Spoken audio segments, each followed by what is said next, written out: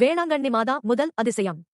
பல ஆண்டுகளுக்கு முன்பு தமிழ்நாட்டின் கடற்கரை அருகே அமைதியான ஒரு சிறிய கிராமம் இருந்தது. அந்த கிராமத்தில் ஏழ்மையான ஒரு தாய் மற்றும் அன்பான மகன் இருந்து வந்தார்கள்.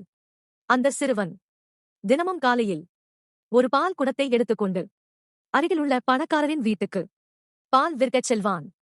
அந்த நாள் வழக்கம் போல் பாலை எடுத்துக்கொண்டு செல்லும்போது ஒரு புளிய மரத்தடியில் அவன் சிறிது நேரம் ஓய்வெடுத்தான். அப்போதுதான் ஒரு அதிசயம் நடந்தது.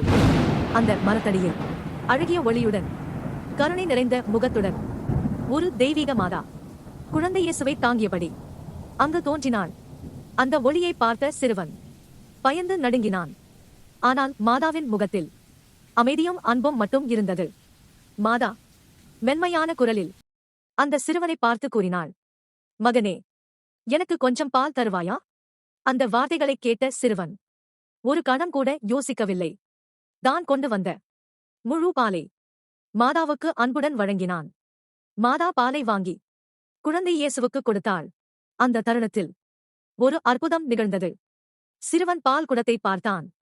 அதிர்ச்சியுடன் கண்களை விரித்தான். ஏனெனில் முழு பாலை கொடுத்த பிறகும் அந்த குடம் முழுவதும் பால் நிறைந்தே இருந்தது. அந்த சிறுவன் ஆனந்தத்தில் அழுதான். இது எப்படி சாத்தியம் என்று ஆச்சரியப்பட்டான். மாதா அன்புடன் சிரித்தபடி, மகனே, பயம் வேண்டாம். நீ காட்டிய அன்பும் தியாகமும் என்றும் குறையாது.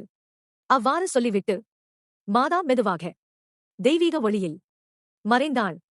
அந்த இடம் ஒரு புனித இடமாக மாறியது.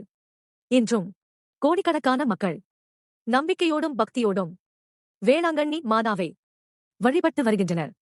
இதுவே அன்புக்கும் நம்பிக்கைக்கும் சான்றாக விளங்கும்.